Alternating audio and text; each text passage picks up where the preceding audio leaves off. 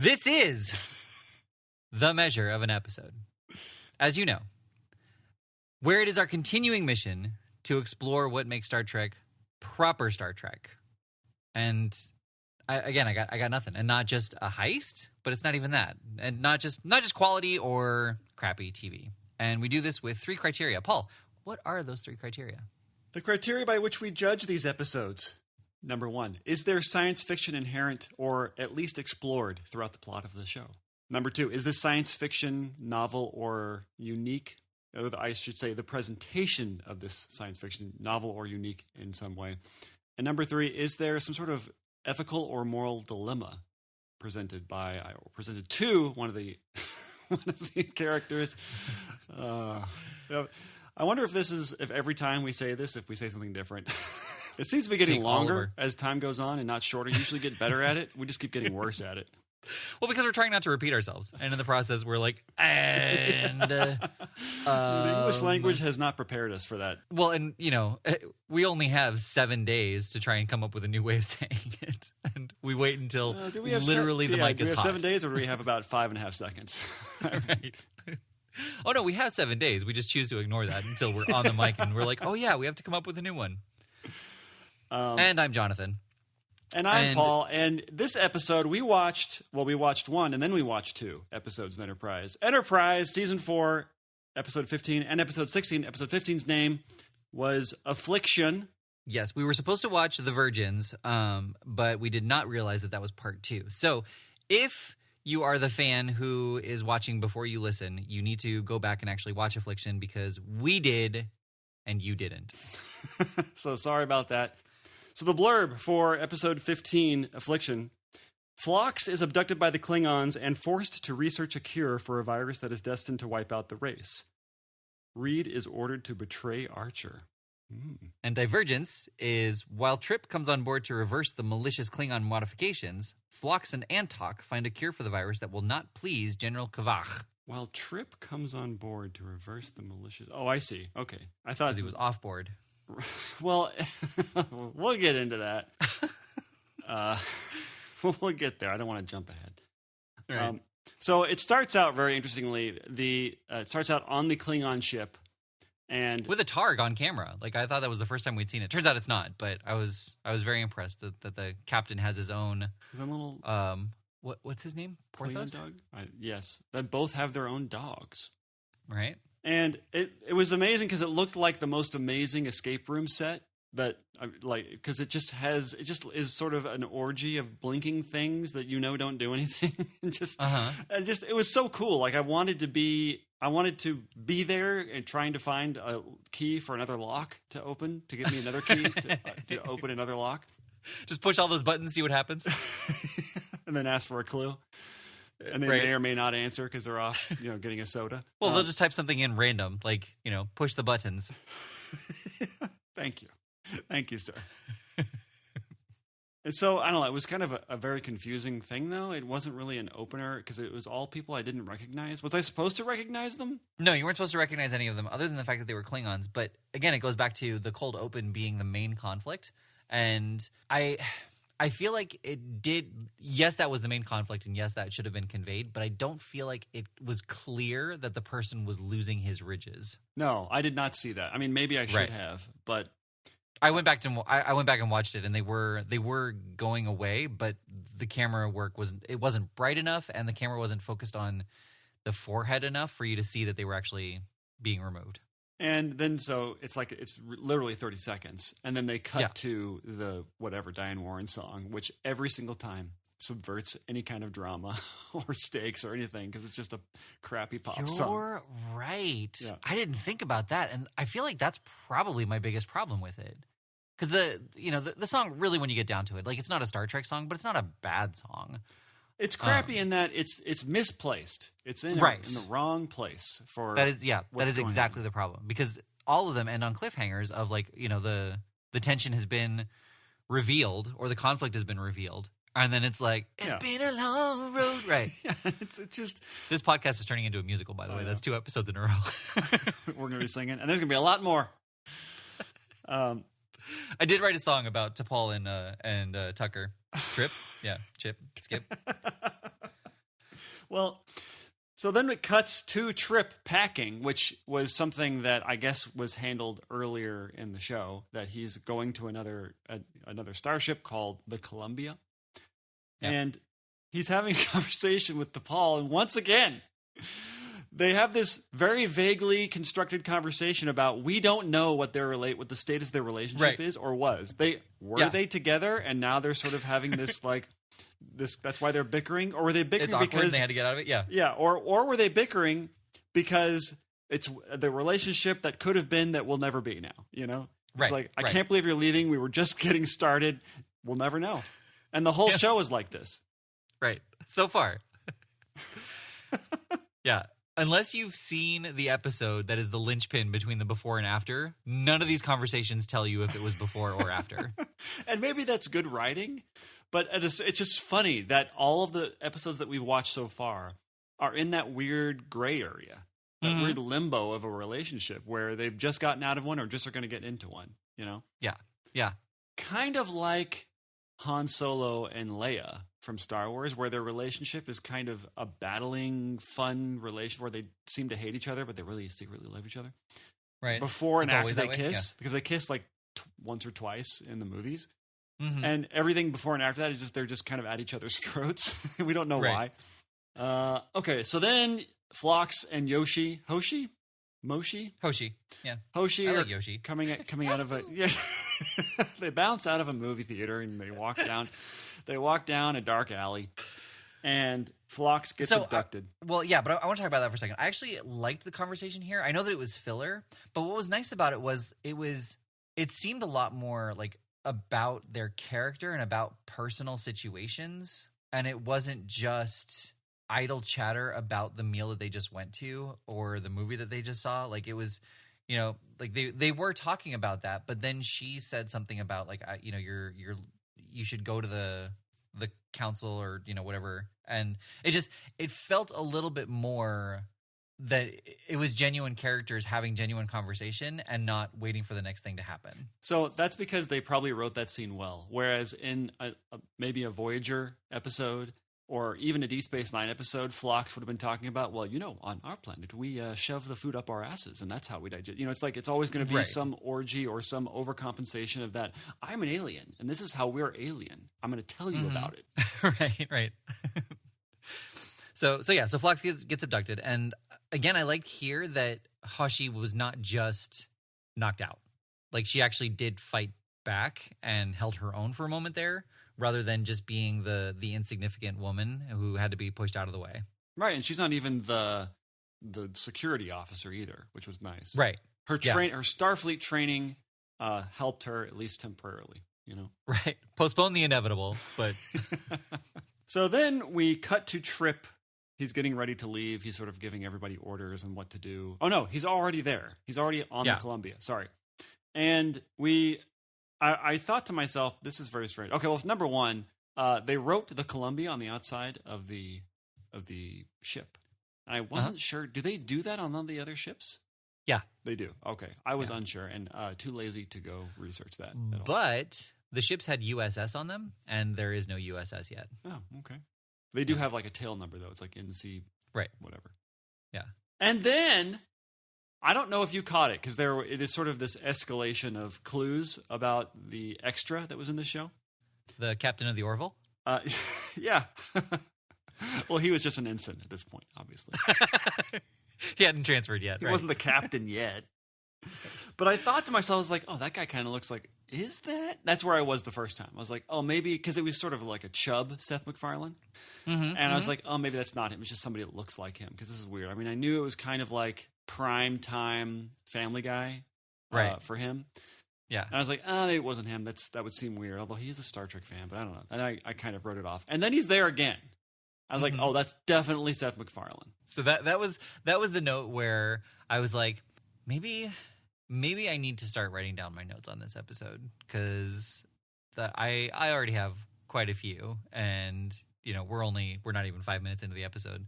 But then the next thing that happened with T'Pol and Archer, I was like, that's it. I gotta pause this. Like, I need to be at a computer typing up all my notes. You mean doing your job This is Seth MacFarlane finally convinced you that you should be doing your job. Yeah. Yep. Okay. Yeah. Peter Wiggin? Is that his name? Peter Wiggin? I don't know. Peter. Yeah. Family Guy. Oh, Family Guy? Peter, what is his last name? Oh, God.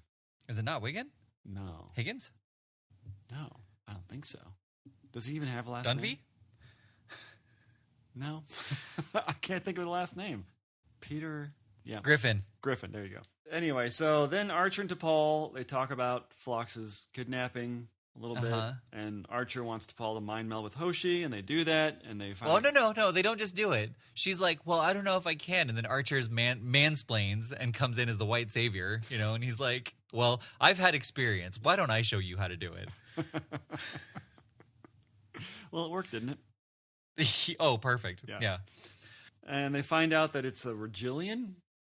Yeah. Which, all right, so I don't know how we're going to handle this going forward if I am always taking notes, but as far as the sci-fi in this episode, I was thinking maybe the Vulcan mind meld is kind of important, but in this episode, it's just used as regression therapy, which is not sci-fi.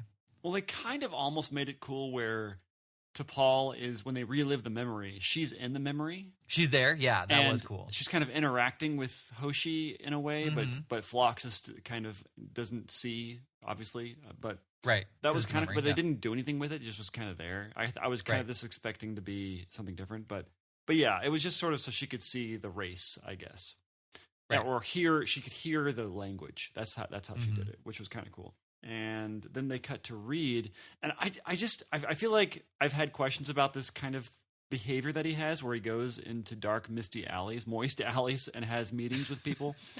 And they set times to have these meetings, and they don't talk about anything. It's like, well, you know your duty, you got to do it. See you later.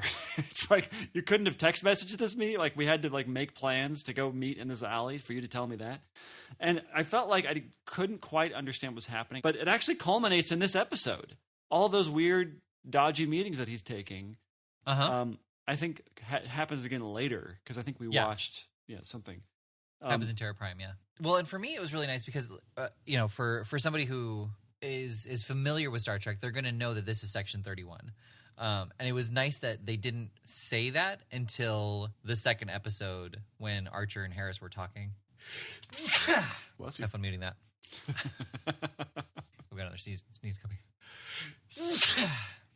So yeah, it was very cool that at this point they're like, okay, if you're this far into Enterprise, you are a Star Trek fan, and so we don't need to tell you this is Section 31. You're able to piece that together on your own. I guess so, but I don't know what Section 31 is. Don't tell me, because I'm sure I won't. I'm in for a treat.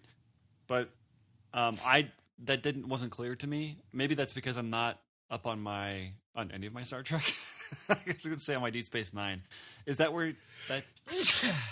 Come on, man. I know.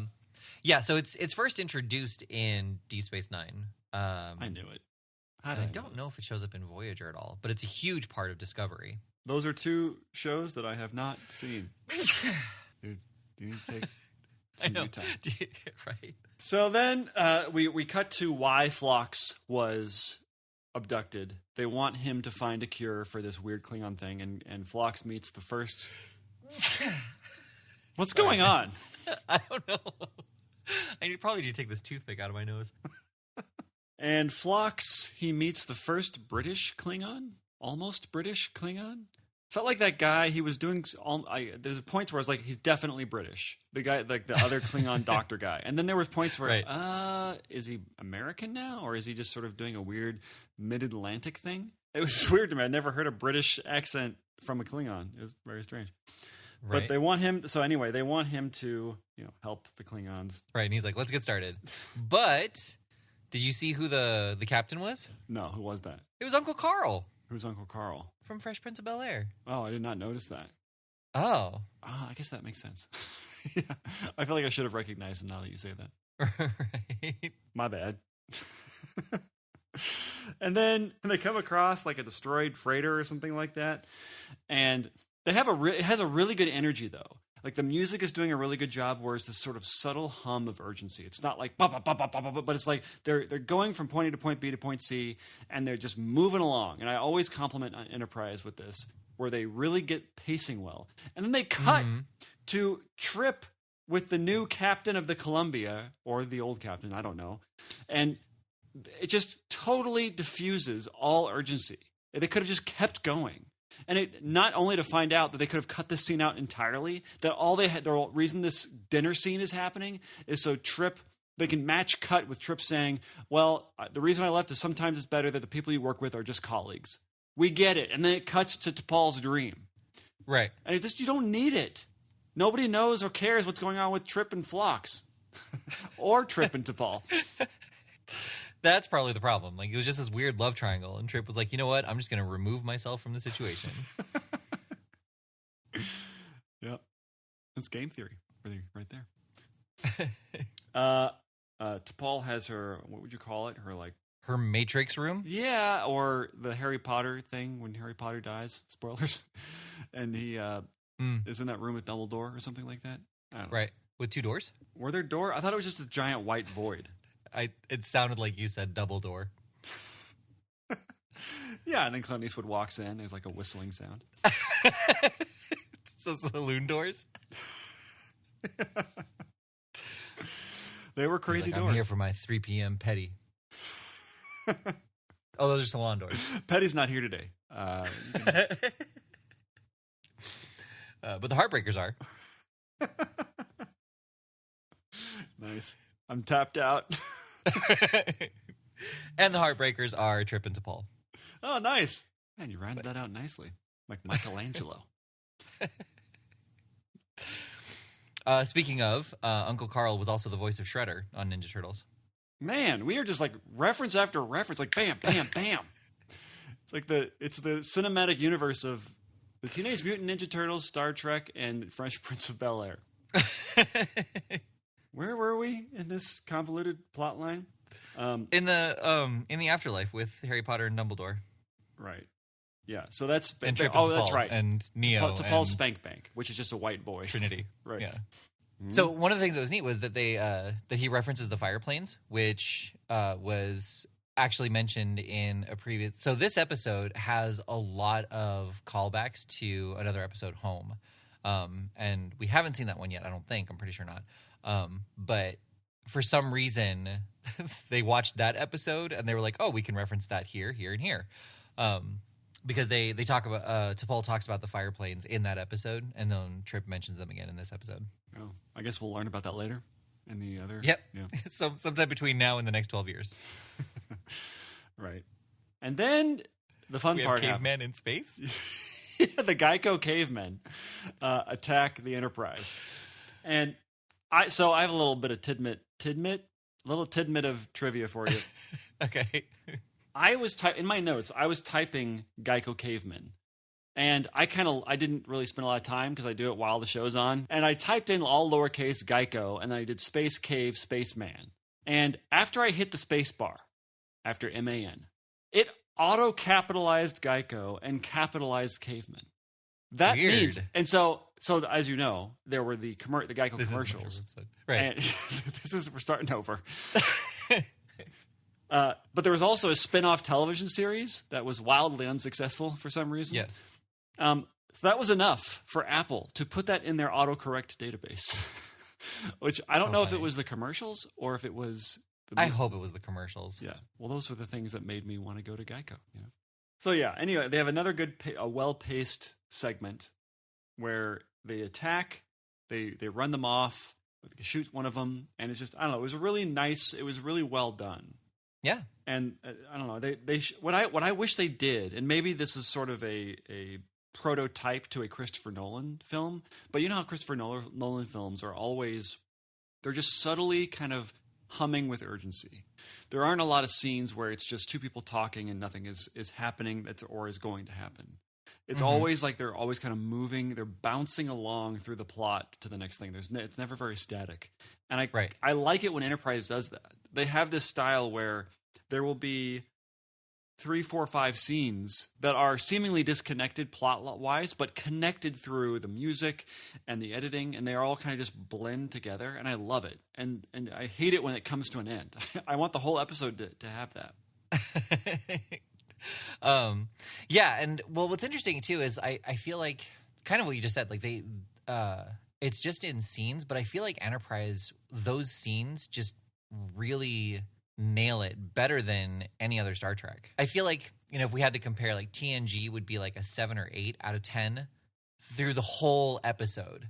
And these scenes in Enterprise are just like 9 or 10. They're just that much better. It's just done so well, but it's just done not as often. And so I still feel that TNG is better, but these scenes just make Enterprise pop. Right.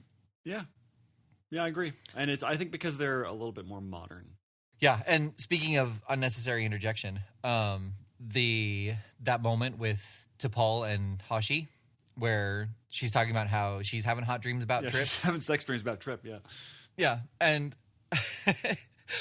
I like that T'Pol just, like, the scene ends with her saying, most unusual, but, like, it's a non sequitur. There's no resolution to that. That's the last we hear of it. And I kind of wanted Hoshi to be like, kind of high school-esque, where she's, it's just a dream. It means nothing. Shut up. Like, you like him, And I was unsure if T'Pol was nervous because her feelings were being transmitted to somebody else, and so her privacy was being kind of... Oh, that's 100% what I inferred, yeah. Yeah, I didn't know if there was that or she's just jealous. Right. That's my guy that I argue with. I can't wait till we get to the bottom of this. Which I would love to know what happened. I mean, I know that we saw the one where they had a kid and the kid died, but is that why they stopped... Or they stopped being together? No, that was like the second to last episode, so that is clearly not it. Well, they play with time a lot in this show, Jonathan. Anyway, so Archer discovers Reed's subterfuge and puts him in the brig. And I don't know. These 2 episodes, they have 5 to 6 plot lines going on simultaneously. It's very confusing. I like it. But it's like, I feel like this was maybe 3 or 4 episodes smashed into a little bit. They were trying to cover a lot of ground and do a lot of homework.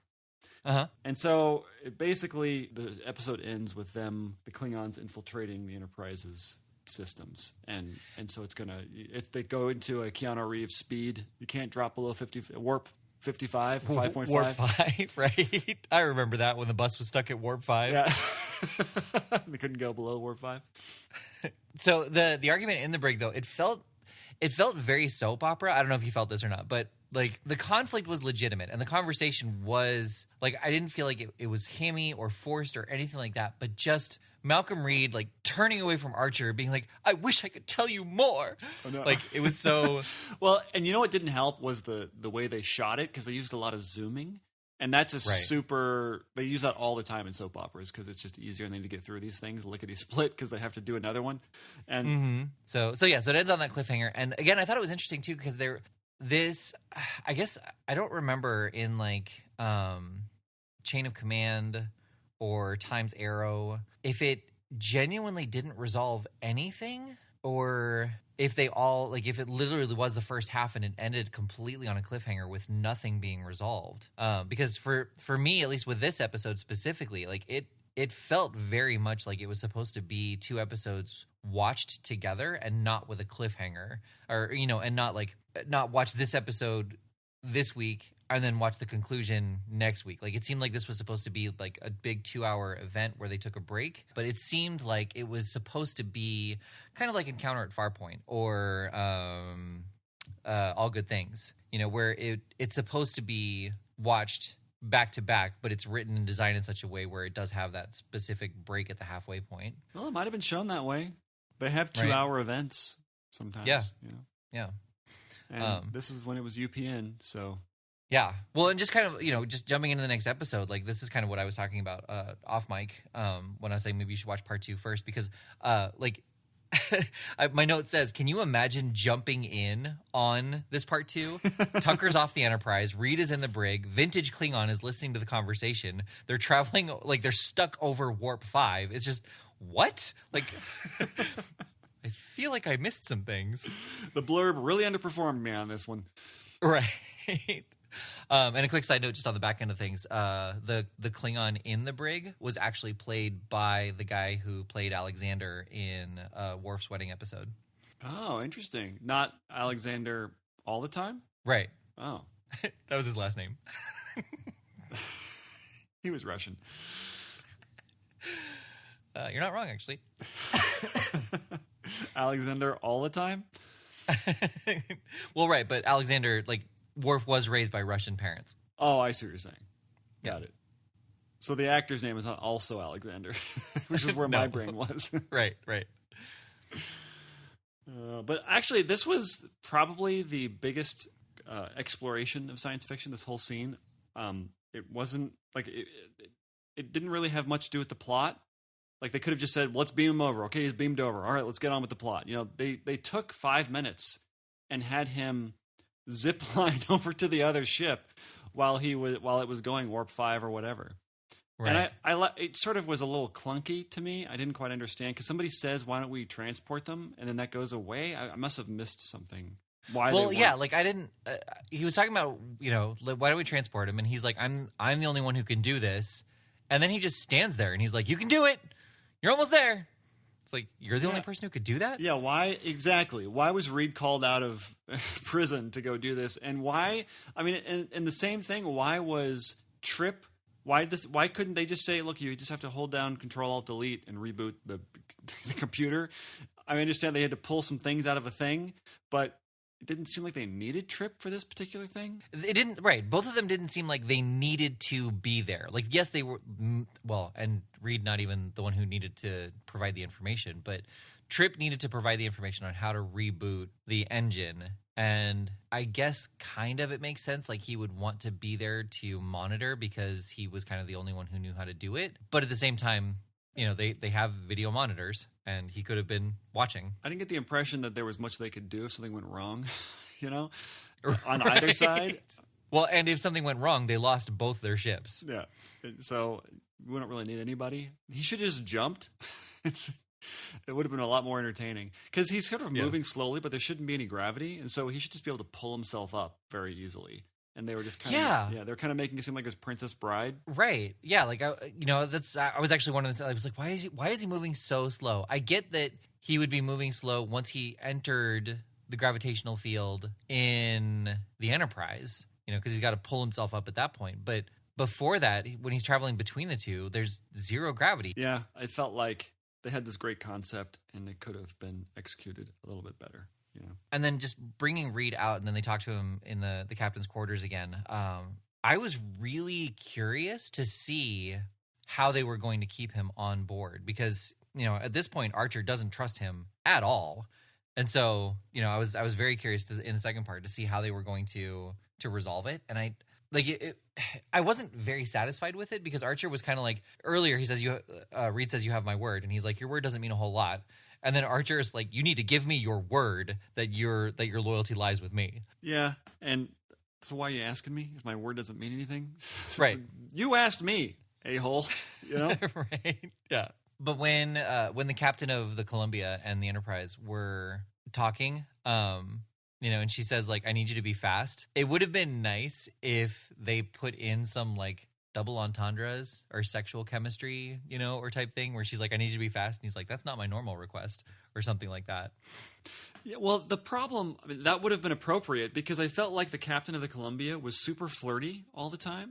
Mm-hmm. And I don't know if that was just her acting style or if that was actually written into something because she was flirty with Trip because she asks him out on a date to dinner the first time he's there. Right. I understand that that's probably not how it was written, but I feel like she plays it super. She's flirty with Trip. She's flirty with Archer, in every scene. And was I misreading it? No, that's how I felt she was conveying it. Yeah. And again, just going back to the home episode, Captain Hernandez, like that's where we first saw her was in Home. Oh, I don't remember. Right. So. Just going back to Reed from the first part where, you know, he's talking about how he's out. He doesn't want to be a part of it anymore. You know, and how the guy is like, Starfleet can't know what we're doing. You know, that kind of thing. In the second part, Archer's yelling at Reed and he's threatening to pass the information on to Starfleet. And he's like, is that what you want? It was so hammy, that performance, because he says it twice and he gets up in his face.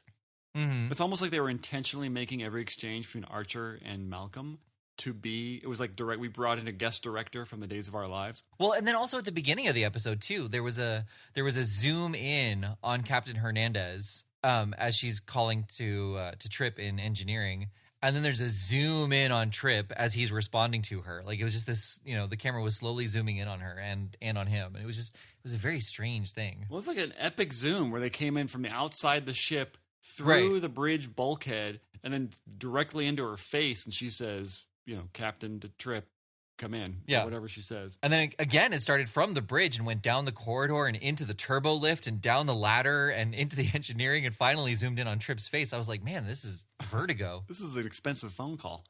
Right. They keep cutting back and forth to Phlox, who is, they're torturing him, but he still is managing, he's kind of colluding with the other Klingon doctor guy. And they're kind of letting, of course, this behavior of Klingons where if you fail, it's a dishonor and they immediately execute you for failing. And this is kind of evidence that Klingons really should have just never made it into space. In terms of science, the way science works is the only way we learn is by experimentation. And through experimentation, you're going to fail every time. And that's actually how you get better at stuff.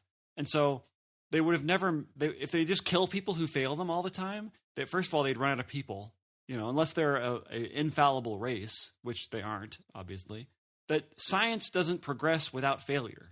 In fact, you'll hear all these top scientist guys saying that for some reason we've made it such that in our society failure is looked at as bad. Right.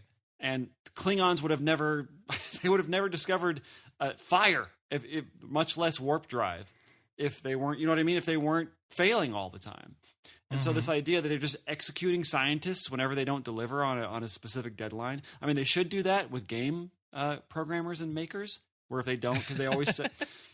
But in terms of just regular scientists, they wouldn't just kill people, right? It's like, well, he was our best mind, and you just killed him because he didn't make a deadline. So what would you like for us to do now? Right. He left no notes. He was the Tesla. Right. So, yeah, I don't know. It's just more evidence that this is not my idea that Klingons, it's sort of an incompatible race to be traveling the stars because of the way that they look at life. It doesn't make a lot of sense, but they're entertaining characters, nonetheless. Right. So Phlox finds the cure, and it's sort of this, they're cutting back and forth between a battle because the general wants to sanitize the colony that's creating the vaccine. And this is back and forth. I don't know. I kind of got bored with it. I was like, I understand what you're doing, but it was just, I don't know. Yeah, there was, right. Yeah, there was a little bit too much back and forth. But I thought for sure you would be excited that Dr. Phlox was saving the day. It was great. I liked that he wasn't just sort of being a cheerful Dr. Phlox all the time. He's my favorite character, but I do like that they gave him some gravitas in this episode. Yeah. And then the episode ends. Yep. So the whole point of the episode was just to explain why Klingons look the way they do in the original series. And I feel like it knocked it out of the park. I feel like it was a great episode as far as actually explaining that, and it still was a pretty good Enterprise episode overall. It did a great job explaining that one little scene in the TOS episode. You know what I mean? Yeah. Finally, everybody can stop bitching about it. Yeah. I did like that at the end, Reed cut Harris off in the communique, and I think it would have been funny if Harris just kept calling him. It was weird to me that they didn't make him go off to duty after that phone call, that he just went to bed after that. That was a strange... I would not be able to just... After I had just basically severed my ties with this all-knowing, all-powerful Section 31. And it's like, now I'm going to read Jurassic Park, Right. I felt like he should go... It would have been better if he went in and went on the bridge reporting for duty, sir, Right. It would have just hammered home even more where his loyalties lied. Yeah, it would have punctuated the sentiment of what he was trying to do. Yeah, and to actually take it one step further, for Archer to say, Reed, report to the bridge, and he said, like, I have to go, duty calls, or my captain is calling, or something like that. Yeah. My captain needs me or something. I mean, not a deal breaker. It's not like, and that ruined the entire episode. But it would have been nice to have that driven home that much more, since, we didn't get any resolution on the Trip and T'Pol and Hoshi thing. Right. I would have liked there would be some continuing residual stuff with the mind meld. I thought that was an interesting thing to explore. They kind of dropped it I guess. And this whole white void that they go into, that they apparently can communicate over space and time. Because I got the impression that they were not imagining the other person, that they were actually in that room. Oh, yeah, for sure. Especially with that last awkward conversation. You know, she's like, trouble sleeping? And he's like, no. Why? Are you? And she's like, no, not at all. Just why dance around that if you both know that you were both there? Well, I feel like because either way, one of them would tease the other about it. Like if it wasn't both sided, you know, but it took one of them to swallow their pride and actually say like, hey, I had this weird little thing where we were in a white room together and you were talking like you didn't expect me to be there. And I definitely wasn't expecting you to be there. It also made it seem like that she summons him, that's where she like that she goes there often to meditate. But yeah, he seemed like he was there for the first time. So did she summon his consciousness, whether consciously or unconsciously, on purpose or not on purpose? I love the concept that somehow they're connected, but they drop it. And the whole Hoshu thing, they dropped that. But would you consider this a genuine Star Trek episode? Right? I don't know. I'm kind of leaning not, because I'm not finding the sci-fi in it. The sci-fi, you know, kind of like the last episode, the sci-fi that's important to the plot. You know, there's the whole genetic engineering thing, but like we can't do it to this extreme, but we're already doing that. And like I said, the Vulcan mind meld was just regression therapy. So I don't feel like there was anything in this episode that was inherently sci-fi to the plot. So I thought that the transfer of Trip was the most science fiction. Yeah, but we've seen that before between two planes. You know, like they haven't had the warp field around them, obviously, but the warp field didn't do anything other than create the tension that turbulence would cause, or a mountain coming towards them, or something. I suppose, but it's not just the fact that he was going from one place to another, but all of the lead up and aftermath of it. I felt like that was enough. That was science fiction-y. I mean, I didn't know that you could do that you could be outside of a ship going at warp. Maybe they could have explored it a little bit more and not just have it be, oh, we're gonna put you on a line, you're gonna zip line over the other one. But I felt like that was enough for me to be enough of science fiction where they were saying, oh, you can do this. You can tether two ships together somehow while they're going at warp. And again, it was kind of clunky. I said that before, but that doesn't make it not science fiction for me. And I thought it was novel. I'd never seen it before. Right, and they never do it again because it was horrible. But well, it just seems like a lot of business for nothing. And I will say the overarching idea that you had the genetic stuff. We can't do genetics like that now. That's fair. Yeah, it wasn't just that. It was the fact that they had this whole mythology that they were addressing with it. I felt like that felt very science fiction to me. What do you mean? The fact that it wasn't self-contained in this episode, that they were addressing a grander mythology of why do Klingons not have these particular Klingons not have ridges, and they created a whole separate species that I guess they never come back to, but they could have. I guess they do later in the 1960s. Right.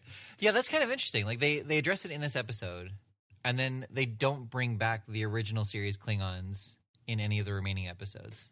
Although it is conceivable they would have if they had 3 more years. Right. So maybe we're giving them the benefit of the doubt, but it seems like there was a lot of material there to expand on. So, but no, I'll concede on that. Like the fact that they were changing their genetic makeup in a way where their cranial ridges were dissolving right in front of us. But like it wasn't even that growing on humans. Yeah, right. Would have taken some balls to give him to let Archer keep his ridges the whole rest of the show. Yeah, major balls. Oh, for sure. That they didn't have. But they really weren't that good either. You know, they said he looks intimidating, and I was like, you don't. Like you look like a. It looks like you Balana slept on cosplay. A book. Yeah. Yeah, but no, you're right. Like to actually change your appearance genetically. All right, I'll concede on that. Yeah, so, and I think that the to me the obvious ethical dilemma was with Phlox and whether or not he should sacrifice his life. Oh, it came up repeatedly. Like, was it worth? You know, who do you knowingly sacrifice a single life to save millions? You know, I mean, it's the trolley question all the time. This is a yes for me. Yeah, I'm with you. Yes, sort of yes. Yep. All right, well, let's see what we're watching next. Okay. Star Trek, The Voyager, Random Thoughts. Nope. Did out of order. Star Trek, Voyager, The Voyager, Season 4, Episode 10, Random Thoughts. Voyager visits a planet with Voyager visits a planet with a telepathic race that outlaws negative thoughts. And B'Elanna is charged with releasing an angry thought. This sounds like a Sliders episode. Right? Well, and again, it's one of those things where, like, we are literally just passing through. Like, why do you have to keep Warp us? 10. Yeah. Right? Like, let's... Yeah. Oh, we had an angry thought? Sorry about that. Like, computer, one to beam up. Peace. They're fixed. Right? Who's thinking things right now? Who's thinking bad thoughts? No more bad thoughts. Was it you? Yeah. Oh, man. Just one little episode away from Year of Hell. Right? Damn it. I know. Oh, well. Maybe in the next 12 years. Well, definitely in the next 12 years. Hopefully sooner, though. Look at our integrity, everybody. We could have easily lied to you and said, no, we landed legitimately on Year of Hell, but we didn't. We didn't. To the detriment of everybody. Well, and I feel like this has happened. Like, again, this goes back to the random generator being sentient, because I feel like more often than not, we are hitting just next to great episodes. Yeah, but we've gotten some good ones, though. And instead we're getting an episode about the cornfield. Right. Well, let's go watch it. Yeah, I've been Jonathan. And I've been Paul. And this has been The Measure of an Episode, as you know.